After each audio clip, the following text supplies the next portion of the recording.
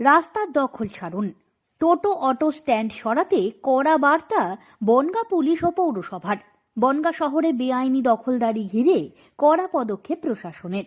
রাস্তার ওপর গজিয়ে ওঠা টোটো ও অটো স্ট্যান্ড সরাতে মাঠে নামল পুলিশ ও পৌরসভা। চালকদের সাফ নির্দেশ, বিকল্প ভাবুন, এভাবে আর চলবে না।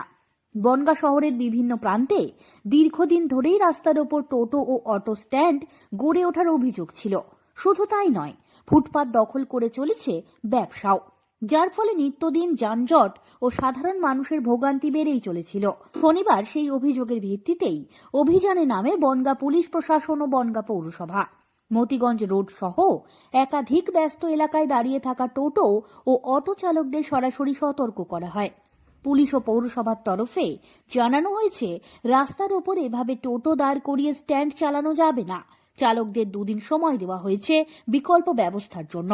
সেই সিদ্ধান্ত প্রশাসনকে জানাতেও বলা হয়েছে। জানালো এই গাড়িগুলো যে রাস্তার উপরে থাকে, যে গাড়িগুলো জঞ্জাট একটু সাইড করে রাখো, এই বিষয়ে বলে গেল। বলেছে তো যে এখানে রাখা যাবে না। হ্যাঁ, রাখা যাবে না। হ্যাঁ, বলেছে রাখা যাবে না, একটু সাইড করে রাখো, কিংবা রাস্তার জঞ্জাটগুলো একটু পরিষ্কারভাবে রাখো, এইগুলোই বলে গেল। এই রাস্তায় আপনারা কত টোটো এরকম দাঁড়িয়ে থাকে? আমরা এখানে থাকি 60-70টা মতো। মোট ইউনিয়নে গাড়ি ওটা বিকল্প ব্যবস্থা ভাবনার কথা 2 দিনের মধ্যে জানাতে বলেছেন, কি বলবেন? হ্যাঁ, জানিয়ে দেবো। আমাদের ইউনিয়নে কথা বলে, আমাদের ইউনিয়নের লোক যাবে, গিয়ে বলে আসবে সব কিছু। ইউনিয়নের লোক বলে দেবে, ওরা গিয়ে যাবে, বসাবসি করে একটা কথা বলবে, যেটা ভালো সোরা হয় সেটাই করবে। আপনাদের কি বিকল্প চিন্তা ভাবনা করতে বলেছে? বিকল্প চিন্তা ভাবনা, রাস্তার জঞ্জাটটা হচ্ছে এই বিষয় নিয়েই বলছে আর কি। আমরাও চিন্তা ভাবনা করছি যে রাস্তার যাতে জঞ্জাট না হয়, সেই বিষয়টা নিয়ে আমরা ইউনিয়নে বসে যাটা মানে যেটা সোরাও হয় সেইভাবেই আমরা আশা রাখছি যে সেইভাবে একটা মীমাংসার মধ্যে থাকবো। টোটো চালকদের দাবি, পুলিশ তাদের বিকল্প ব্যবস্থা খুঁজে নিতে বলেছে। তারা বিষয়টি ঊর্ধ্বতন নেতৃত্বের সঙ্গে আলোচনা করে 2 দিনের মধ্যে প্রশাসনকে জানাবেন। এসে এটা জানালো যে আমরা দীর্ঘদিন তো রাস্তার উপরে এইভাবে দাঁড়িয়ে প্যাসেঞ্জার যা নেওয়ার ওঠানো নামানো করি। এবার আমাদের একটা মানে পার্মানেন্টলি একটা স্ট্যান্ড যদি হয়, সেটা থেকে উদ্যোগ নিয়েছে পৌরসভা এবং বনগাঁ পুলিশ প্রশাসন। আমাদেরকে জানালেন, আমরা অবশ্যই আমাদের ইউনিয়নের ঊর্ধ্বতন নেতৃত্ব যিনি আছেন তাকে জানাবো, আমাদের ইউনিয়নের কমিটির যারা দায়িত্বে আছে তাদেরকে অবশ্যই জানাবো। জানানোর পরে যেটা সিদ্ধান্ত হবে, আমরা অবশ্যই পুলিশ প্রশাসন এবং বনগাঁ পৌরসভার সঙ্গে সবসময় সহযোগিতায় হাত বাড়িয়ে দেবো। এটা নিয়ে কোনো সমস্যা নেই, আমরা কথা বলে পরেরটা আপনাদের বিকল্প ভাবার ব্যবস্থা করতে বলেছে, 2-1 দিনের মধ্যে জানাতে বলেছে, কি বলবেন? সেটাই ইউনিয়নের ঊর্ধ্বতন যারা আছে তাদের সঙ্গে কথা না বললে তো আমি বলতে পারবো না একা। আপনার কি রাস্তা দাঁড়িয়ে থাকে? রাস্তা বলতে এটা তো অ্যাকচুয়ালি রাস্তাই, সেই ক্ষেত্রে তো এখানে এটা মতিগঞ্জ ঘড়িমোড় এখন সবাই জানে। কত টোটো আছে আপনাদের? সামথিং 1000 কিছু হবে। সব টোটোটাই এখানে দাঁড়ায়? না, সবাই দাঁড়ায় না, এখানে রোলিং সিস্টেম চলে। এখানে হয়তো 70-80টা দাঁড়ায়, আরও বিভিন্ন জায়গায় স্ট্যান্ড আছে, সেখানে দাঁড়ায়, কিছু ঘুরে কাজ করে, এইভাবেই চলে। 2 দিনের মধ্যে বললো ব্যবস্থা নিয়ে আপনাকে জানাতে। হ্যাঁ, ওটা 2 দিনের কথাই বললো, যে আপনারা জানাবেন যে দীর্ঘদিন ধরে এইভাবে দাঁড়ানো যাবে না, সেটাই বললো। সেটা আমাদের ইউনিয়নের ঊর্ধ্বতন নেতৃত্বের সঙ্গে কথা বলে আপনাদের অবশ্যই জানাবো, পরবর্তীতে কি হয় না হয়। বনগাঁ পৌরসভার চেয়ারম্যান দিলীপ মজুমদার জানান, শহরের বাসিন্দারা রাস্তার ওপর টোটো স্ট্যান্ড ও ফুটপাত দখল নিয়ে একাধিক অভিযোগ করেছিলেন। সেই কারণেই পুলিশ প্রশাসনকে অনুরোধ করা হয় অভিযানে নামার জন্য। তিনি স্পষ্ট করে জানান, রাস্তা ও ফুটপাত দখল মুক্ত করতে এই অভিযান ভবিষ্যতেও চলবে। দেখুন না, বনগাঁ শহরে আমরা দীর্ঘদিন ধরে দেখছি, মানে আমরা ছোটবেলাতে বনগাঁ শহরে মানুষ হয়েছি।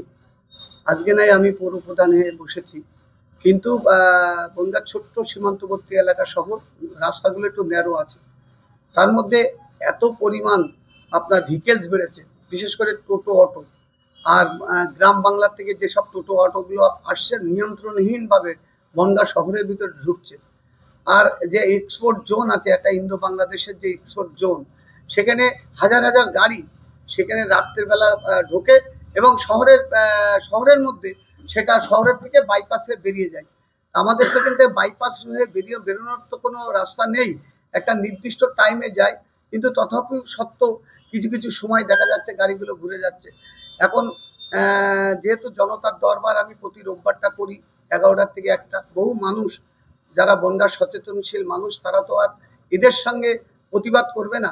তাদের জায়গা হচ্ছে হয় প্রশাসন, আর না হলে বনগাঁ পৌর প্রধান। যেহেতু আমি 22টা ওয়ার্ডের বনগা মাথার পরে আমাকে বসিয়েছে বাংলার মুখ্যমন্ত্রী মমতা বন্দ্যোপাধ্যায়, অর্থাৎ বলার জায়গাটা বনগা পৌরসভাতে। আমাকে বলছে যে চেয়ারম্যান সাহেব, আমাদের সন্তানরা মাধ্যমিক উচ্চ মাধ্যমিক পরীক্ষা দেবে বা স্কুলে যাচ্ছে, তাদের কথা চিন্তা ভাবনা করে আপনারা যে যানজট মুক্ত করুন এবং শহরের যেসব ফুটপাথগুলো আছে, যারা অস্থায়ী ব্যবসায়ীগুলো আছে, যারা আমরা জানি তারা গরিব মানুষ, কিন্তু মানুষের যদি অ্যাক্সিডেন্ট, মানুষ যাতে মরে যায়, তার কোনো সন্তান যদি অ্যাক্সিডেন্টে মারা যায়, এ তো বাংলার মানুষের কাছে আমি দায়ী থেকে যাব। এবং তার জন্যে আমরা প্রশাসনের সঙ্গে একত্রিতভাবে আলোচনা করে আজকে আমরা তাদেরকে প্রথম ওয়ার্নিং দিচ্ছি যে দুটো ব্রিজের পরে কেউ বসবেন না। ব্যবসা করতে গেলে সাইডে যেসব জায়গা, ফাঁকা জায়গায় বহু জায়গা আছে, তারা আপনারা গরিব মানুষরা ব্যবসা করেন, আমরা বাধা দেবো না। কিন্তু রাস্তা ফুটপাত দখল করে কেউ যদি ব্যবসা করে, বনগা পৌরসভা কিন্তু আপনাদের কাছে মাথা নত করবে না। এবং আমরা বনগা প্রশাসনের সঙ্গে সহযোগিতা করে আমরা আজকে প্রথম ওয়ার্নিং মুডে জানাচ্ছি আপনাদের যে আপনারা অন্তত যত্রছত্র যেখানে সেখানে গাড়ির পরে, রাস্তার পরে গাড়ি ঘোড়া পার্কিং করবেন না। এবং ফুটপাত দখল করে যেসব ব্যবসায়ীরা ব্যবসা করছেন, তাদেরকে আমি করজোরে অনুরোধ করছি, তারা 72 ঘন্টার মধ্যে থেকে রাস্তা ফুটপাত মুক্ত করুন। না হলে যদি প্রশাসন অ্যাকশন নেয়, তাহলে বনগার পৌর প্রধান এর জন্য দায়ী থাকবে না। আমার নাম শ্রী দিলীপ কুমার মজুমদার, আমি বনগা পৌরসভার পৌর। প্রশাসনের এই পদক্ষেপে শহরের সাধারণ মানুষ স্বস্তি পেলেও এখন নজরে থাকবে দুদিন পর টোটো চালকরা কি সিদ্ধান্ত জানায় এবং শহরের রাস্তা সত্যিই দখলমুক্ত হয় কিনা। সব খবর সবার আগে পেতে নজর রাখুন। বাংলার গণতন্ত্র, সত্যের পথে, বাংলার সাথে।